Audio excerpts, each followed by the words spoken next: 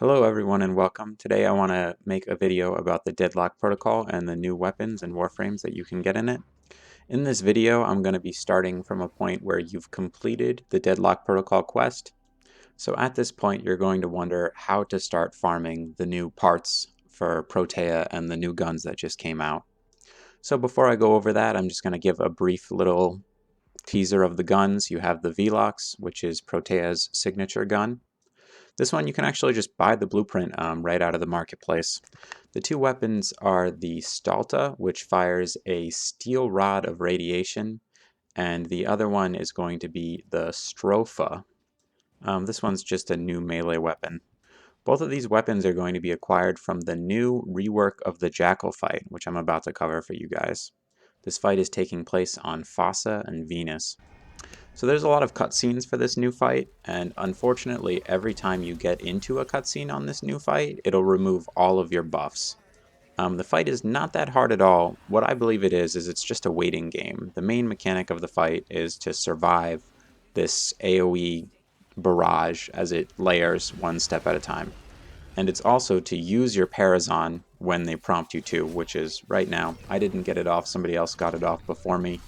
But basically, you just run up to the Jackal. Here's one of those cutscenes that I was talking about, and it removes your buffs, so make sure you reapply those.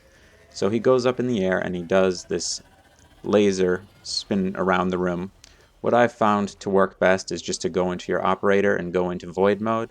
When he finishes his laser spin, he's going to slam down on the ground, and at that point, I just void dash back in, and then I transfer to my Warframe and I just start jamming X. Some people who stand further back might be able to get in before you, and they're probably going to hit the Parazon thing before you if you do. But basically the only thing you need to do for this fight is break the legs, survive this laser circle. Some people walk around in a circle and stay within the beams. I just choose to use invincibility effects to just dodge it easier. And then once he comes back down, he glows red, as you can see here, and that is the Parazon icon prompt. This fight has a high tendency of bugging at the moment, and if you get a bug, it's going to look like this. You're going to fight him, and he's going to go up in the air, and he's not going to turn into a little diamond shape, and instead his legs are just going to be sticking out in the air.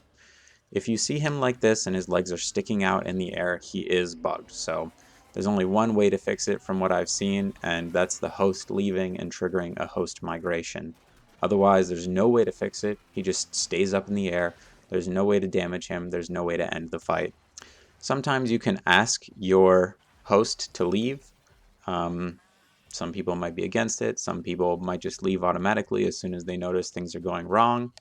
But if you can get a host to leave, then you do have another shot at it. So luckily my host leaves here, it triggers a host migration, and then the mission reloads in, and he actually resets, and he goes back into the diamond form, and we are able to successfully kill him, which is good. Honestly, I think this just shows on DE's part that they should be more careful with their testing. Obviously, they took a long time making this, but I don't think they tested it very well. As long as he's in the diamond form while he's in the air, he should come down and be okay and be attackable. And this is the Parazon animation that I'm trying to show you guys. A little X use Parazon will pop up, and you'll go into a little tiny cutscene, and then he'll remove one of his health bars.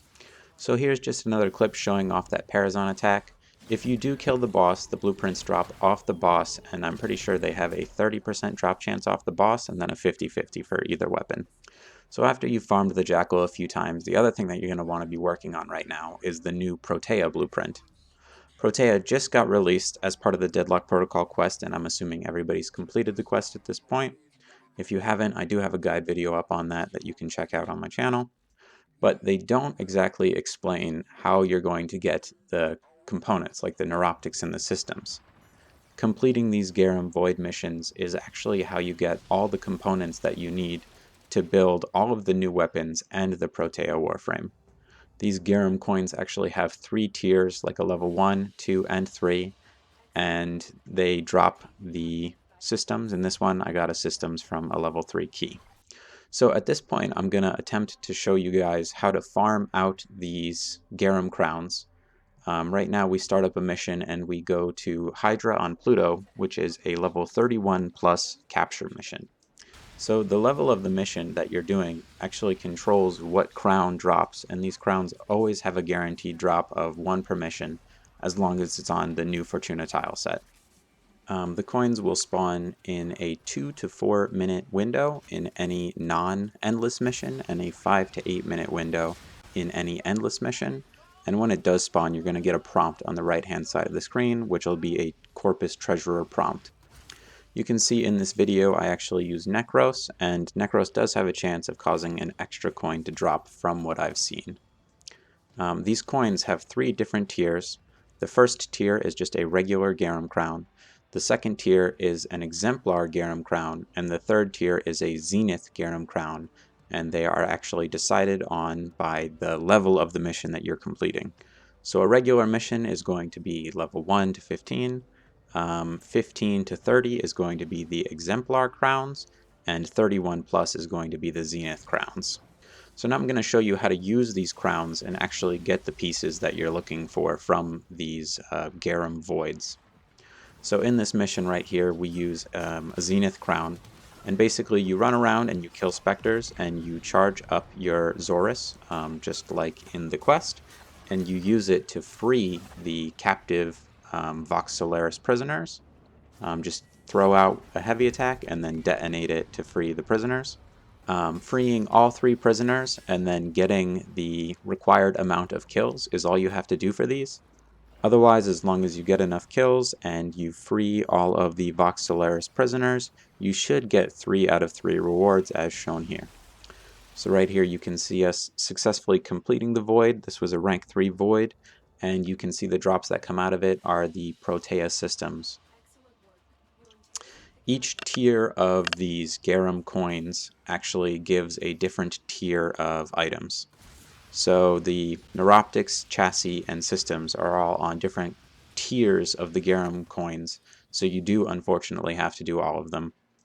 So right here I pick up just the base Garum crown, and you want to use these by taking them over to a golden hand and just pressing X, and then you can click on it to use it. While you are in these missions, killing specters drops these little gold triangles, and picking up these triangles are what adds more time. But as soon as you have enough kills and you freed everything, you do not want to pick up these triangles anymore. Instead, you want to head to extraction. You can see this one, we actually stayed for 7.5 minutes and we got 500 kills, and it doesn't change the drops at all. So I'm pretty sure just as long as you get enough kills and you keep the time going long enough for you to free all of the prisoners and get enough kills, you will get all the rewards. Some people right now want to stay for longer, but I don't think that's a good idea. I would focus just on getting the required kills amount and getting out. You can see in this one we managed to complete it in 2 minutes and 40 seconds, and we still got all 3 of the rewards. So since there's a treasurer in every single mission, sometimes it's better just to wait and make sure that treasurer spawns so that you can get that key. I'm just going to show you how to use these keys. You can come over to one of these golden hands, offer the crown that you have, and when you click it and offer it, it'll open up this little portal, and you have 30 seconds to go into the portal. Otherwise, right here is just some basic footage of me inside one of the Garum voids, just to show you guys how to do it. So I run around, I'm using the Ignis Wraith, and I'm killing these specters. These specters are dropping little triangles, and when you pick up the triangles, it's actually extending the time. So you can see our time remaining in the upper left-hand side going up periodically. It'll go up, 30, 35. So here I pick up a triangle, it goes up to 33. It's 5 seconds per triangle that you pick up. So it is pretty important to pick up these triangles. Otherwise, what you want to be doing is you want to be filling up your Zorus with the 3 out of 3 charges, and then throwing it with a heavy attack, and then using that explosion effect to free the prisoners so that you get the maximum rewards. So kill specters, pick up triangles, and free the prisoners is what you want to be doing in these voids. If you're not sure what's going on, you can always take a second and just ask your teammates. In this mission, I start looking for more of the prisoners to free, and I can't find any. So I just take a second and I ask my teammates if they killed any of the other ones. They say that they did, so we stop killing things and we just wait to go to extraction. There's no additional bonus for killing any of these specters or getting any extra amount of time from what I've seen, so basically you just want to finish the mission as soon as you can. So again, Protea drops from the 3 different tiers. So Tier 1 drops the chassis, Tier 2 drops the neuroptics, and Tier 3 drops the systems. So go out there, I would just choose capture missions, get a coin.